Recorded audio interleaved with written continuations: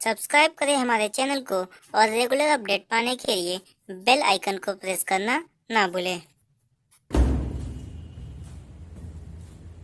Hello friends, मैं Niranjan Shukla NS group of commerce में स्वागत करता हूं।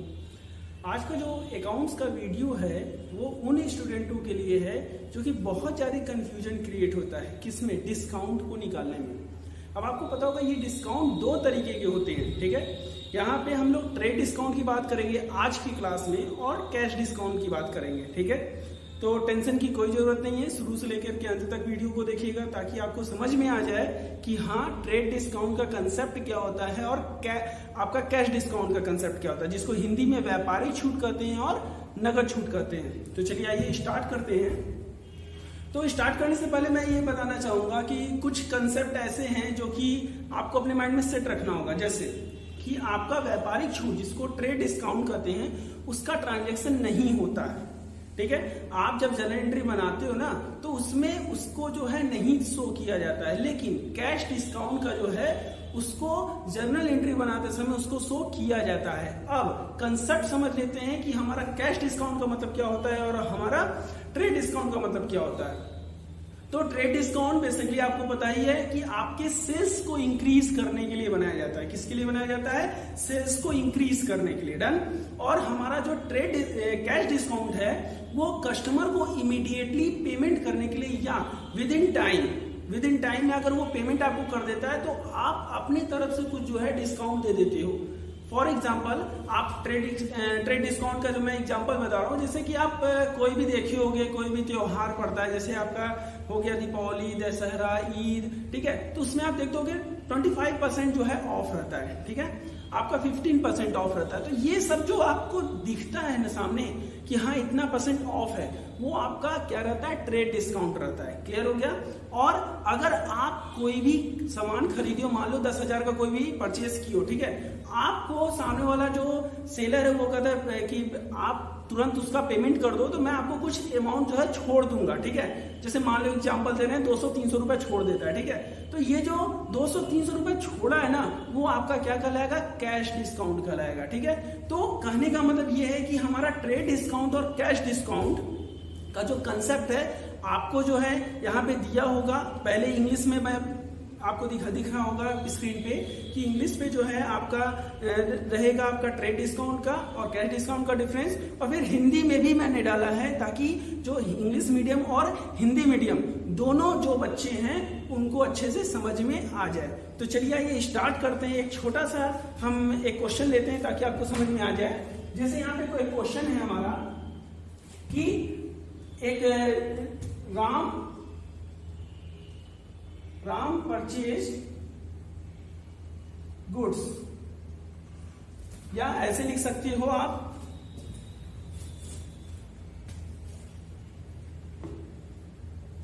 Goods purchase from Ram. Goods purchase from Ram कितना? आपका जो है 20,000, डन। और किस पे? ट्रेड डिस्काउंट जो है इसमें कितना है? 10% है। तो इसका जर्नल एंट्री सॉल्व करते समय हम क्या करेंगे? तो मैंने आपको बताया था कि आपका जो है ट्रेड डिस्काउंट का ट्रांजैक्शन नहीं होता है। क्लियर है। तो मैं आपको तो जो नहीं होता तो मैंने आपको बताया कि आप उस पे देख सकते हो कि स्क्रीन पे दिख रहा होगा एक छोटा सा आपको एक नोट्स टाइप का जो है डिफरेंस करके दिख रहा होगा कि हाँ क्यों नहीं किया जाता है, डन है। तो यहाँ पे देखिए 20 सॉल्यूशन अगर मैं करता हूँ यहाँ पे तो 20,000 का अगर मैं 10% निकाल दूं तो कितना आता है हमारा? 2,000 आता है, ठीक है।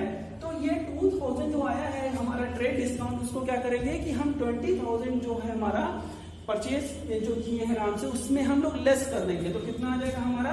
सिंपल सी बात है 20,000 में से हम लोग जब 2,000 को लेस करेंगे तो कितना आ जाएगा? 18,000। तो इसका मतलब कि राम से कितना परचेज किया है हमारा? 18,000 का परचेज किया। तो जनरल एंट्री क्या बन जाएगी? सिंपल सी बात है, गुड्स परचेज किए तो क्या हो जाएगा? परचेजेस अकाउंट डेबिट कितना? 18,000 टू किससे परचेज किया है? गिवर कौन है हमारा? राम। कितना हो जाएगा हमारा? 18,000, ठीक है। तो ये तो हमारा सिंपल था, ठीक है। अब एक चीज मैं आपको बताना चाहूंगा कि ट्रेड डिस्काउंट जो है चाहे वो हमारा ट्रांजैक्शन कैश हो चाहे वो जो है हमारा ट्रांजैक्शन जो है क्रेडिट हो, दोनों के केस में दिया जाता है। लेकिन आपको पता होगा कि कैश डिस्काउंट का जो ट्रांजैक्शन होता है केवल और केवल कैश के ही बेसिस पे दिया जाता है, ठीक है, बिना कैश के बेसिस पे उसको नहीं किया जाता। मतलब कि जब आप कैश पेमेंट करोगे तो ही ना डिस्काउंट करेगा, कैश डिस्काउंट की मैं बात कर रहा हूँ, ठीक है। और हमारा ट्रेड डिस्काउंट जो है वो आसानी से जो है, चाहे वो कैश हो चाहे वो आपका क्रेडिट हो, उधार हो जिसको कहते हैं हिंदी में, तो वो दोनों पे हमारा चल जाता है, ठीक है। तो आइए अब हम लोग नेक्स्ट क्वेश्चन की ओर मूव करते हैं। नेक्स्ट क्वेश्चन क्या है हमारा, देख लीजिए। नेक्स्ट क्वेश्चन है हमारा, देखिए कि सेम इसी टाइप का क्वेश्चन ले रहे हैं। कैसे करते हैं, वन बाय वन हम लोग डिस्कस कर रहे हैं। Goods purchase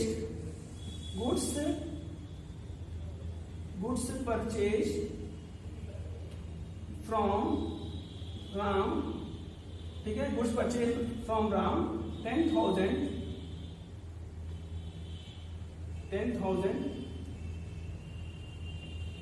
goods purchase from Ram कितना हो गया हमारा 10,000, ठीक है,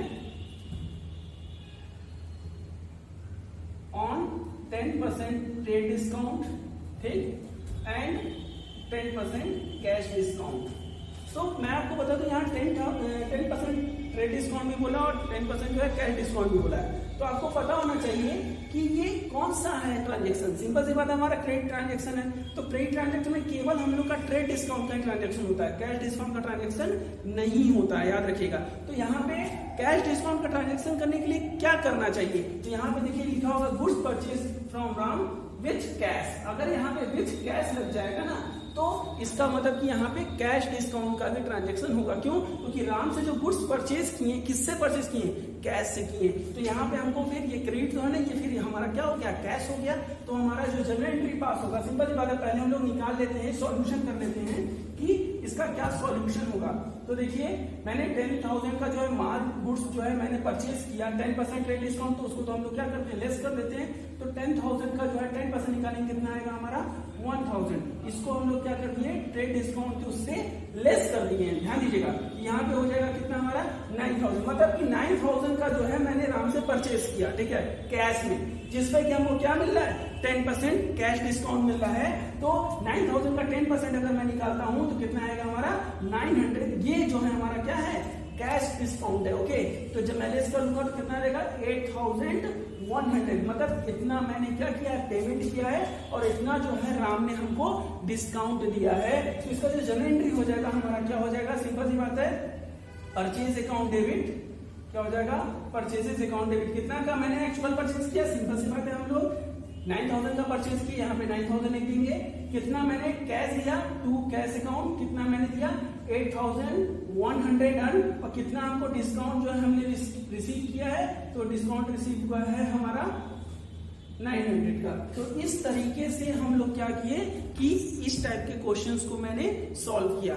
अब यहाँ पे थोड़ा सा जो है लेवल को मैं थोड़ा सा और बढ़ा रहा हूँ, और ध्यान दीजिएगा ये केवल परचेज का ही है। सेम कंसीडर जो हमारा सेम कंडीशन जो है हमारा सेल में भी लगेगा, ठीक है। बस यहाँ पे क्या होगा कि सेल करेंगे तो पैसा हमको रिसीव होगा, ठीक है। और डिस्काउंट अगर मैं किसी को अलाउ करता हूँ तो ये मेरे लिए loss according to nominal account ये हमारा डेबिट होता है, डन। तो कैश अकाउंट डेबिट हो जाएगा, डिस्काउंट अकाउंट डेबिट हो जाएगा और टू सेल्स अकाउंट हो जाएगा। आई होप आपको समझ में आ रहा होगा।